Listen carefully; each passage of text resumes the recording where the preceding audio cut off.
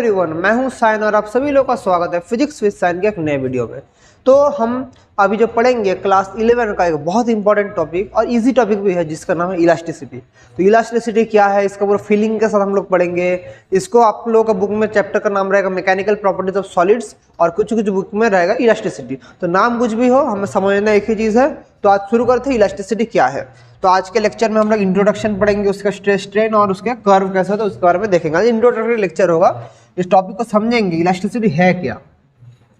आप सभी लोगों को पता है इलास्टिसिटी का मतलब क्या है। इलास्टिसिटी बोलेंगे सर एक चीज को खींच रहा है, बड़ा हो रहा है, ये इलास्टिक है। लेकिन आप लोगों का कॉन्सेप्ट चेंज करूंगा, ये इलास्टिसिटी नहीं है, इलास्टिसिटी कुछ और है।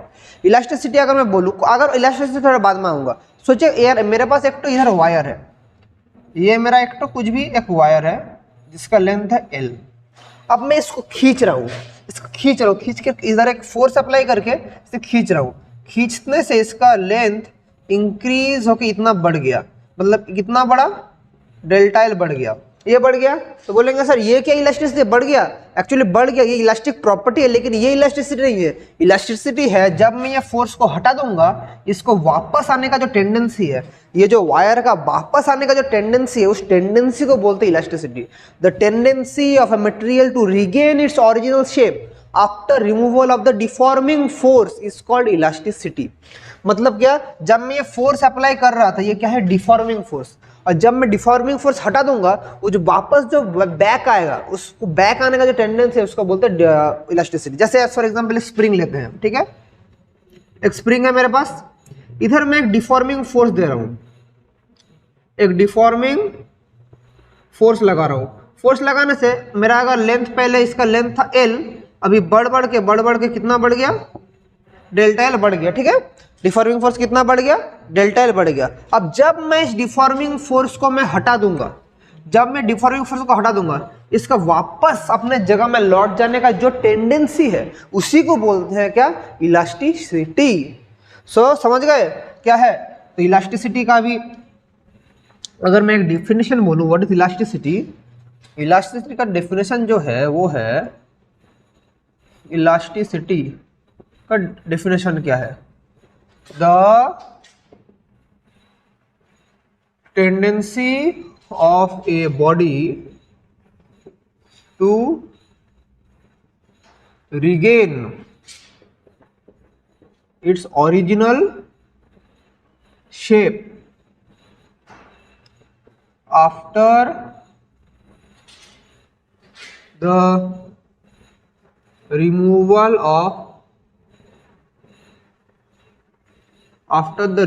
of deforming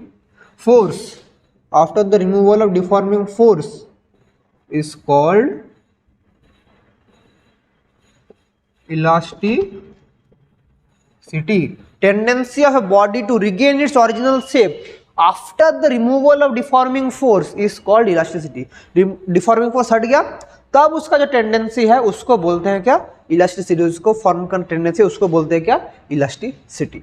समझ गए। उसका टेंडेंसी जो ओरिजिनल शेप को रिगेन करने का, उस रिगेन करने का टेंडेंसी को बोलते हैं इलास्टिसिटी। तो बोलेंगे सर यहां से एक बहुत ही प्राइम इंपॉर्टेंट क्वेश्चन आता है, बचपन में आप लोग सुने हैं कि स्टील और rubber which is more elastic. तो आप में से 90% स्टूडेंट्स जो इसके बारे में नहीं जानते, सब क्या बोलेंगे, sir rubber is more elastic. लेकिन एक्चुअली ऐसा नहीं होता है, दिस इज नॉट ट्रू। अभी बोलेंगे क्यों नहीं है। तो एक रबर और स्टील को अगर लेंगे, अगर मेरा पास एक स्टील है, इसको मैं अगर F फोर्स अप्लाई करूं तो जितना इसका इलोंगेशन होगा, एक रबर है, अगर मैं सेम अप्लाई करूं, उससे बहुत ज्यादा एक्सपेंशन होगा। ऑब्वियसली एक सेम फोर्स अगर स्टील और रबर में रखेंगे, तो एक स्टील अगर इतना इंक्रीज होता है, एक रबर इंक्रीज होगा, इतना ज्यादा इलोंगेट होगा। और जब मैं डिफॉर्मिंग फोर्स हटा दूंगा, स्टील अपना जगह में क्विकली वापस आ जाएगा, लेकिन रबर क्विकली नहीं आ पाएगा, अपने इनिशियल स्टेट में वापस नहीं आ पाएगा। तो इलास्टिसिटी का मतलब क्या है, that regains it's original shape, उसको बोलते हैं इलास्टिसिटी। तो विच इज मोर इलास्टिक, तो हमारा आंसर होगा steel. Steel is more elastic. मतलब इलास्टिसिटी का मतलब क्या है, कौन अपना इनिशियल स्टेट, अपना इनिशियल जगह में वापस जल्दी आ पाएगा, that tendency is called elasticity. समझ गए। तो ये हम लोग समझ गए कि स्टील इज मोर इलास्टिक, लेकिन इलास्टिसिटी हम लोग जब भी पढ़ रहे हैं हम लोग एक चीज़ फोर्स अप्लाई हो रहा है और एक इलोंगेशन हो रहा है। एक हम लोग फोर्स अप्लाई कर रहे हैं, उसका रिस्पेक्ट में इलोंगेशन हो रहा है। तो इलास्टिसिटी का बीच में अगर कोई मैं रिलेशन या एक इक्वेशन एस्टेब्लिश करना चाहूँ तो एक इक्वेशन है अप्लाइड फोर्स और डिफॉर्मेशन। तो सबसे पहले रॉबर्ट हुक एक इक्वेशन या एक रिलेशन हमारे पास लाए, इलास्टिसिटी का एक इक्वेशन। हुक्स लॉ मैं नहीं बोल रहा हूँ, रॉबर्ट हुक पहले जो बोला उसके बाद हम लोग हुक्स लॉ पढ़ेंगे। सबसे पहले रॉबर्ट हुक ने एक रिलेशन उन्होंने दिया था। रॉबर्ट हुक की पहले इंसान थे जिन्होंने इलास्टिसिटी को थोड़ा मतलब एक जनरलाइज्ड फॉर्म दिया। तो इन्होंने बोला कि जो अप्लाइड फोर्स है वो directly proportional to the elongation. अगर delta L is elongation and F is applied force and delta L is the elongation, तो दोनों क्या है, दोनों एक डायरेक्टली प्रोपोर्शनल है। ये सबसे पहले किसने बोला था, रॉबर्ट हुक ने बोला था। अभी एक्चुअली इस लॉ को हम लोग स्प्रिंग कांस्टेंट में पढ़ते हैं, F = -kx, वो हम बाद में आएंगे, लेकिन सबसे पहले रॉबर्ट हुक ने ये वाला बोला था। इसके बाद हम लोग स्ट्रेस और स्ट्रेन सीखेंगे, उसके बाद हुक्स लॉ जो जनरलाइज्ड फॉर्म है रॉबर्ट हुक का, जो अल्टीमेट जो इलास्टिसिटी का जो पहला लॉ जिससे हम लोग इलास्टिसिटी सीखते हैं उसको बोलते हैं हुक्स लॉ। उसको जानने से पहले हम स्ट्रेस और स्ट्रेन सीखेंगे, लेकिन उसका पहले सबसे पहले जो रिलेशन आया था इलास्टिसिटी के फील्ड में वो था ये वाला, F is directly proportional to the elongation. मतलब कितना डिफॉर्म हो रहा है जब फोर्स अप्लाई कर रहे हैं, कितना डिफॉर्म हो रहा है, उसको ये वाला लॉ से हम लोग कह सकते हैं। समझ गए? तो अगर मैं सबसे पहले स्ट्रेस को डिफाइन करूं, व्हाट इज स्ट्रेस? स्ट्रेस है, अभी देखिए मैं जो फोर्स अप्लाई कर रहा था उसके कारण इलोंगेशन हो रहा था, तो that force applied per unit area is called stress. तो what is stress? Stress is the force applied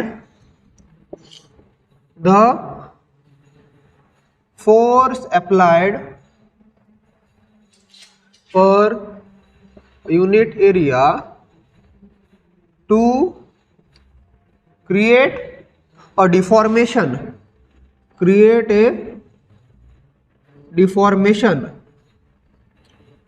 in a body. Create a deformation in a body is called the force applied per unit area to create a deformation in a body is called stress. Force applied per unit area to create a deformation in a body is called क्या? Is called stress. To create deformation in a body is called stress. तो stress का हमारा अगर formula बोले तो क्या होगा? Stress equals to force by area. अभी इसका मतलब क्या है सर?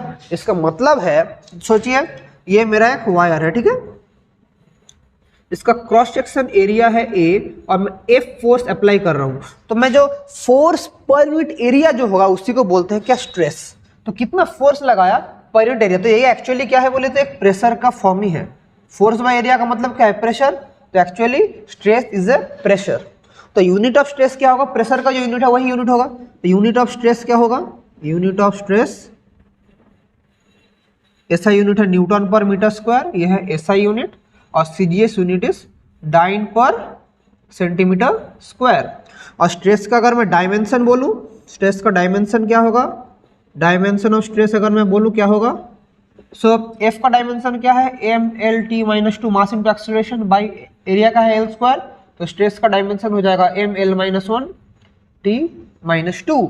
और इसका फिजिकल सिग्निफिकेंस क्या है? This acts as a pressure applied to the body to create an elongation.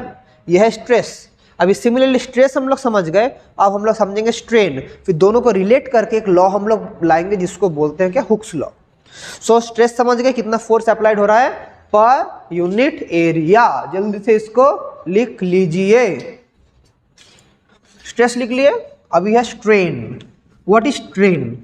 Strain बहुत तरह का होता है, स्ट्रेस हमेशा एक ही होता है। स्ट्रेन हम लोग सीखेंगे 3 टाइप्स ऑफ स्ट्रेन, क्योंकि जब हम लोग इलास्टिसिटी चैप्टर आगे पढ़ेंगे उधर देखेंगे इलास्टिसिटी का कितना मॉडुलस है, 3 मॉडुलस ऑफ इलास्टिसिटी हमारे पास है। तीनों मॉडुलस के लिए 3 अलग अलग स्ट्रेन होगा। वो क्या है हम लोग धीरे धीरे सीखेंगे, लेकिन उसका पहले स्ट्रेन है क्या? What is strain? What is strain? Stress और strain very important 2 topic. Strain is the ratio of elongation या द पार्ट ऑफ इलोंगेशन या द परसेंटेज ऑफ इलोंगेशन, या मैं कुछ भी बोलूं, how many times the particle elongates is called it stress, या the क्या? द पैरामीटर ऑफ इलोंगेशन या the percentage of elongation, the ratio of elongation, the ratio of elongation of length, volume or shape of a material is called its strain। तो यहां से एक चीज आप लोग देख पा रहेंगे कि इलोंगेशन क्या लेंथ वाइज हो सकता है, वॉल्यूम वाइज हो सकता है, शेप वाइज हो सकता है। तो मेरा तीन तरह का स्ट्रेन होगा। अगर मैं लॉन्गिट्यूडिनल स्ट्रेन बोलूं तो क्या होगा, देखिए अगर मैं लॉन्गिट्यूडिनल स्ट्रेन मतलब इंक्रीज इन लेंथ के अकॉर्डिंग अगर बोलूं लॉन्गिट्यूडिनल स्ट्रेन, तो इसका मतलब क्या है, लॉन्गिट्यूडिनल स्ट्रेन का मतलब है जो चीज increase in length by initial length, कितना इंक्रीज हो रहा है, increase in length by initial length. अब इसका मतलब क्या है, एक वायर है जिसका इनिशियल लेंथ है L, अभी मैं इलोंगेट कर रहा हूं, इलोंगेट करके मेरा वायर कितना बढ़ गया, इलोंगेट करके बढ़ गया डेल्टा L, इलोंगेट करके लेंथ मेरा बढ़ गया कितना, डेल्टा L बढ़ गया। तो लॉन्गिट्यूडिनल स्ट्रेन क्या होगा, increase in length by initial length, that is delta L by L, increase in length by initial length. इसको हम लोग बोलेंगे बढ़ गया कितना, डेल्टा L हमारा इंक्रीज हुआ, मतलब टोटल मेरा लेंथ कितना हुआ, अभी टोटल लेंथ हुआ L plus delta L, initial कितना था L था, और कितना इंक्रीज हुआ डेल्टा L। तो लॉन्गिट्यूडिनल स्ट्रेन क्या होगा, डेल्टा L बाई L, समझा। और अगर मैं वॉल्यूम स्ट्रेन बोलूं तो वॉल्यूम स्ट्रेन क्या होगा, सिमिलर चीज ही होगा। सो वॉल्यूम स्ट्रेन हमारा होगा increase in volume, increase in volume by initial volume.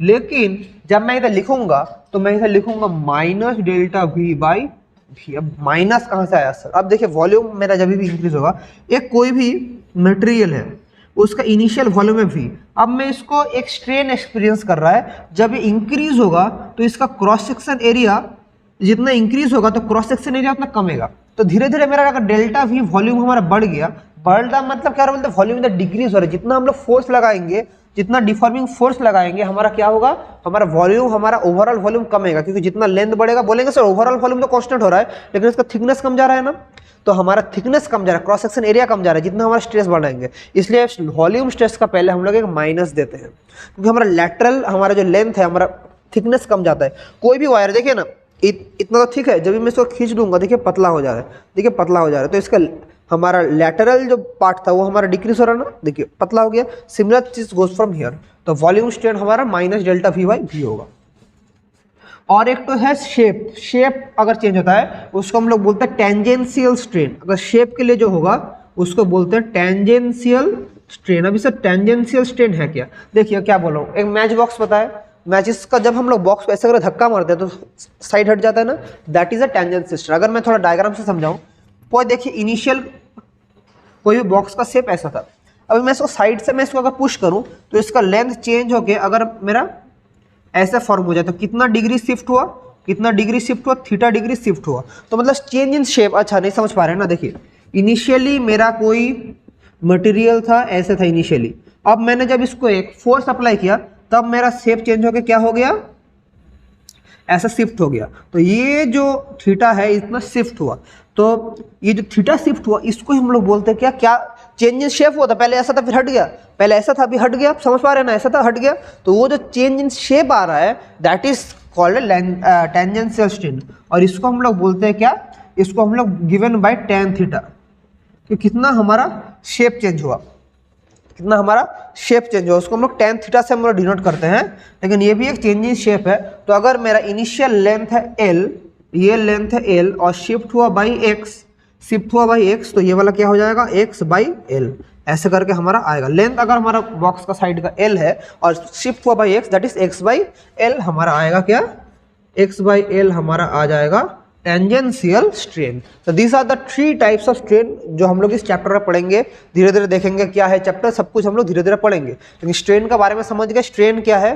तो एक चीज यहाँ से हम लोग देख पाते हैं कि हर एक जगह में हर एक जगह में जो जब भी स्ट्रेन लिख रहे हैं ये एक रेशियो के फॉर्म में है, एक रेशियो के फॉर्म में है, और रेशियो का सेम टाइप का length, length by length, volume by volume, length by length, ये tan theta is a dimensionless quantity. तो इससे हम लोग ये कह सकते हैं कि strain is unitless and dimensionless. इसी से हम लोग क्लियरली देख पा रहे हैं कि स्ट्रेस क्या है, unitless and dimensionless.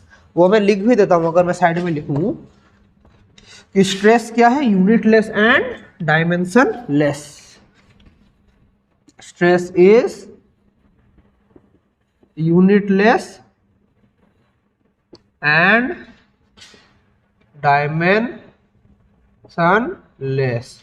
Stress is unitless and dimensionless. इसको थोड़ा हमें समझना पड़ेगा, ठीक है। वेरी गुड, ये जब हो गया तो चलिए कुछ और देखते हैं। अभी हमने स्ट्रेस समझ लिया, स्ट्रेन समझ लिया, तो स्ट्रेन हमारा क्या है, यूनिटलेस एंड डायमेंशनलेस।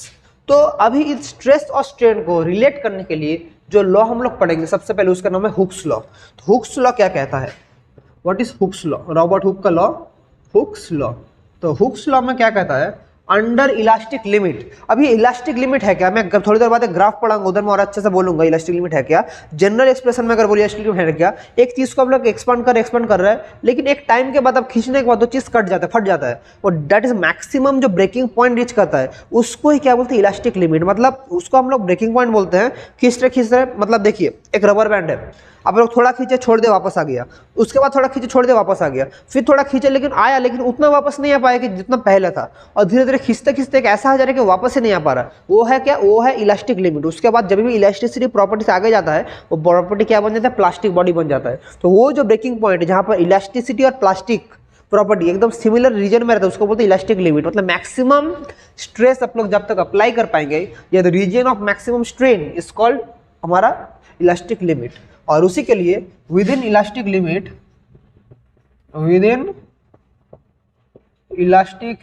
इसलिए ये कंडीशन हमें हमेशा बोलना पड़ेगा। मैं जब भी इसके बाद भी तीनों मॉडुलस पढ़ाऊंगा, उधर भी मैं यही वर्ड लिखूंगा, विद इन इलास्टिक लिमिट या under elastic limit the stress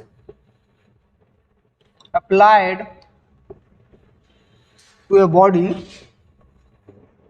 body is directly proportional to the strain। मतलब अभी क्या है, that is stress is directly proportional to strain। Stress is directly proportional to strain, या मैं लिख सकता हूं stress by strain equals to constant. और इसी लॉ को बोला जाता है क्या, हुक्स लॉ, स्ट्रेस और स्ट्रेन। अभी इसी लॉ को मॉडिफाई करके साइंटिस्ट यंग ने अपना यंग्स मॉडुलस बनाया था, यंग्स मॉडुलस को थ्योरी दिया था, इसी लॉ को थोड़ा समझा के और लोग पढ़ेंगे, धीरे धीरे पढ़ेंगे। तो स्ट्रेस बाय स्ट्रेन क्या है, कांस्टेंट है। इस कांस्टेंट को बोलते हैं कांस्टेंट ऑफ मॉडुलस या मॉडुलस ऑफ इलास्टिसिटी बोलते हैं। अभी इस रेशियो को अकॉर्डिंग करके हम लोग यंग्स मॉडुलस सीखेंगे, धीरे धीरे जो आगे सीखेंगे, जब लेंथ वाइज होगा तब हम लोग बोलेंगे यंग्स मॉडुलस। सबसे पहले जो लॉन्गिट्यूडिनल स्ट्रेन बोला था उधर होगा यंग्स मॉडुलस, उसके बाद इसको हम लोग कैपिटल वाइज डिनोट करते हैं। उसके बाद जब हमारा वॉल्यूम चेंज होगा तब उसे बोलेंगे हम लोग बल्क मॉडुलस, बोलेंगे बल्क मॉडुलस, उसको हम लोग बोलते हैं ईटा साइन से रिप्रेजेंट करते हैं। और जब एकदम लास्ट में टेंजेंशियल स्ट्रेन जो बोला था उसे हम लोग बोलेंगे modulus of rigidity, modulus of rigidity. तो इन तीनों टाइप का मॉडुलस हम लोग आगे चैप्टर में सीखेंगे, इसको हम लोग के से डिनोट करते हैं। और सबसे पहले स्ट्रेस और स्ट्रेन एक ग्राफ से हम लोग रिप्रेजेंट करते हैं, स्ट्रेस स्ट्रेन कर्व एग्जाम के लिए बहुत इंपॉर्टेंट है, आ सकता है। स्ट्रेस स्ट्रेन कर्व क्या है वो हम लोग सीखेंगे। और stress by strain equals to constant है, स्ट्रेस क्या है जो फोर्स अप्लाई कर रहे हैं पर यूनिट एरिया, और स्ट्रेन क्या है ratio of elongation, length wise भी हो सकता है, वॉल्यूम वाइज भी हो सकता है, और शेप वाइज भी हो सकता है। तो थोड़ा देखते हैं क्या है। तो एक तरफ अगर मेरा, अच्छा तो मैं ग्राफ को थोड़ा अच्छा से इधर ही बनाता हूँ, क्योंकि हमें पता है स्ट्रेस बाय स्ट्रेन कांस्टेंट है, तो थोड़ा ग्राफ को हमें अच्छे से समझना पड़ेगा। तो stress by strain equals to constant, ये क्या ग्राफ है, ये क्या ग्राफ है, हमें स्ट्रेट लाइन का इक्वेशन पता है y इक्वल्स टू mx। तो y बाई एक्स क्या है, एक कांस्टेंट है m, और वही तो हमें मिल रहा है stress by strain. Stress by strain क्या है, एक कांस्टेंट है तो ये वाला इक्वेशन और ये वाला इक्वेशन सिमिलर है, तो ये इक्वेशन क्या है, straight line passing through origin, तो ये वाला क्या होगा, स्ट्रेट स्ट्रेन कर्व का ग्राफ क्या होगा, straight line passing through origin. बोलेंगे सर तो वेरी आसान है, तो ये वेरी आसान तो है बच्चे, लेकिन इतना भी आसान नहीं है, कुछ कुछ तो इधर हमें समझना पड़ेगा। तो मैंने ऊपर क्या लिखा था, विद इन इलास्टिक लिमिट, ये बात आपको बहुत अच्छे समझना पड़ेगा। तो सबसे पहले अगर ये मेरा ओरिजिन है, stress is proportional to strain, मतलब हमारे इलास्टिक लिमिट तक हमारा तो वो straight line passing through origin है, इसको कोशिश करना थोड़ा स्ट्रेस की तरफ हमारा झुक क्या है। बहुत सारे बुक में दिया रहता है कि ऐसे जाता है 45 डिग्री, लेकिन हमेशा इसका एंगल 45 डिग्री से ज़्यादा होगा, ये आपको कहीं पर लिखा नहीं रहेगा, लेकिन ये भी एक इंपॉर्टेंट कॉन्सेप्ट है। तो ओ से ए तक तो हमारा हो गया, ओ से ए तक हमारा स्ट्रेट लाइन। अच्छा सा अगर मैं थोड़ा बनाऊँ इसको, देखिए ओ से ए पॉइंट तक तो मेरा क्या है, stress is proportional to strain. From O to, अगर इस ग्राफ को हम लोग बोले ओ टू ए तक हमारा क्या है, स्ट्रेस प्रोपोर्शनल टू स्ट्रेन है, ठीक है। फिर ए पॉइंट के बाद धीरे धीरे अगर मैं फिर भी स्ट्रेस अप्लाई करते रहूं तो थोड़ा चेंजेस आएगा, तो थोड़ा चेंजेस आएगा मतलब ए से ऐसे करके कर्व हमारा कहां तक जाएगा, बी तक जाएगा, ठीक है। सो ए से बी तक भी हम जब बोलेंगे बी तक, ठीक है, ये पॉइंट बी तक भी हमारा स्ट्रेस प्रोपोर्शनल टू स्ट्रेन है। फिर क्या हुआ, इधर थोड़ा ड्रिप करके हमारा ऐसे करके ग्राफ हमारा चल जाएगा। तो ये जो ग्रिप हुआ, यहाँ पर एक पॉइंट सी होगा, यहाँ पर एक पॉइंट डी होगा और यहाँ पर एक पॉइंट ई होगा। तो अब है क्या चीज़, सो ए से बी तक भी हमारा धीरे धीरे स्ट्रेस अप्लाई कर रहे हैं, और ए से बी तक भी हमारा, ए से बी जो लाइन है वहां पर भी हमारा इलास्टिक लिमिट तक है, मतलब बी ए हमारा स्ट्रेट लाइन है, लेकिन बी तक भी हमारा इलास्टिक लिमिट है, मतलब बी तक भी छोड़ेंगे तो वापस हमारा आ जाएगा। ए से ए बी तक भी क्या है, हमारा धीरे धीरे हमारा क्या हो रहा है, इलास्टिक लिमिट के अंदर ही है, इलास्टिक लिमिट के अंदर ही है, elastic limit under elastic limit हम लोग कह सकते हैं, अंडर मतलब यहाँ तक भी छोड़ेंगे तो वापस हमारा पॉइंट ओ में आ जाएगा। लेकिन उसके बाद हम लोग जब धीरे धीरे एक्सपांड करेंगे तो पॉइंट सी तक जब तक आ जाएगा, इसको पॉइंट सी को मैं अगर इधर बनाता हूँ, पॉइंट सी तक आ जाएगा तो ये हमारा क्या हो जाएगा, मैक्सिमम स्ट्रेन आ जाएगा पॉइंट सी तक। इसको मैं ओ डैश बोलूँ तो हमारा ये जो रीजन है और ये जो रीजन है, इसको हम लोग बोलते हैं क्या, मैक्सिमम स्ट्रेन। इसके बाद क्या हो जाएगा, इसके बाद हमारा बॉडी क्या हो जाएगा, इलास्टिक प्रॉपर्टी खो देगा। पॉइंट सी तक हम लोग क्या बोलेंगे, पॉइंट सी को हम लोग बोलेंगे यील्ड पॉइंट, पॉइंट सी को बोलेंगे यील्ड पॉइंट। मतलब इसके बाद हमारा बॉडी इलास्टिक प्रॉपर्टी छोड़ देगा, धीरे धीरे प्लास्टिक प्रॉपर्टी आना उसके अंदर शुरू होगा, धीरे धीरे प्लास्टिक प्रॉपर्टी आना शुरू होगा।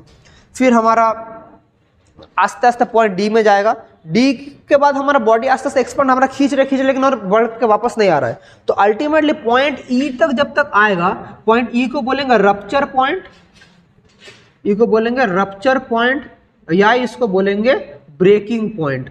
मतलब